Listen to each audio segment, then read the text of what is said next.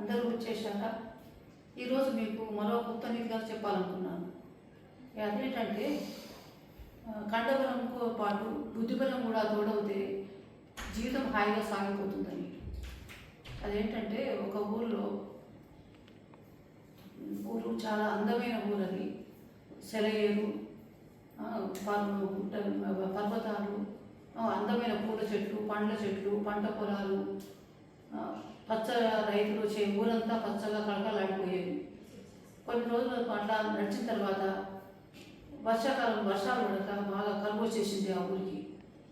కరువు వచ్చేసి పంటలు లేక బాగా ఊరి వాళ్ళంతా బాధపడుతున్నారు.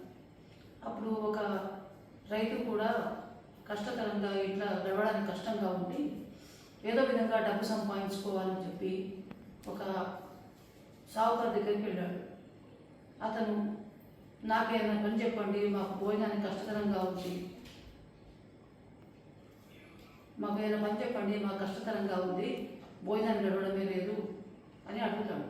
అతను ఏం చెప్తాడంటే, నువ్వు కష్టపడి బాగా పనిచేస్తే, నువ్వు ఎంత కష్టపడి పనిచేస్తే అంత డబ్బు నీకు ఇస్తాను, చేస్తావా అంటాడు.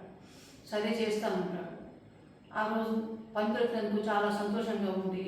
ఏం చేయాలి అని అడిగితే, మా దగ్గర చెట్లు చాలా ఉన్నాయి, వాటిని నరికేయాలి, వస్తావా అంటాడు. సరే వస్తానంటాడు. మొదటి రోజు సంతోషంగా పని దొరికింది కదా అని సంతోషంగా వెళ్తాడు సావుకారు దగ్గరికి. అతను మా పొలం తీసుకుపోయి నేను చూపిస్తాను, అక్కడ ఉన్న చెట్లన్నీ కొట్టాలి, నీకు రోజు ఎన్ని చెట్లు శాతం అయితే అన్ని చెట్లు కొట్టమని చెప్తాడు. ఎన్ని చెట్లు కొడితే అంత దగ్గర పొలం ఇస్తానని చెప్తాడు, డబ్బులు ఇస్తానని. సరే అని చెప్పి మొదటి రోజు సంతోషంతో ఒకటే రోజు 10 చెట్లు కొట్టేయగలుగుతాడు. ఆ 10 చెట్లు కొట్టేసిన తర్వాత ఆ 10 రోజులు ఆ మొదటి రోజు దానికి ఎంత డబ్బు ఇవ్వాలో అంత ఇస్తాడు సావుకారు. తెల్లవారి రోజు మళ్ళీ అతని దగ్గరికి వెళ్ళి చెట్లు కొట్టడం మొదలు పెడతాడు. ఆ రోజు కొంచెం నీరసంగా ఉండి 8 చెట్లు మాత్రమే కొడతాడు. అది దాని దగ్గర పొలం సావుకారు ఇచ్చేస్తాడు. మళ్ళీ 3వ రోజు మళ్ళీ అతని దగ్గరికి వెళ్ళి ఆ పొలంలో 6 చెట్లు మాత్రమే కొడతాడు.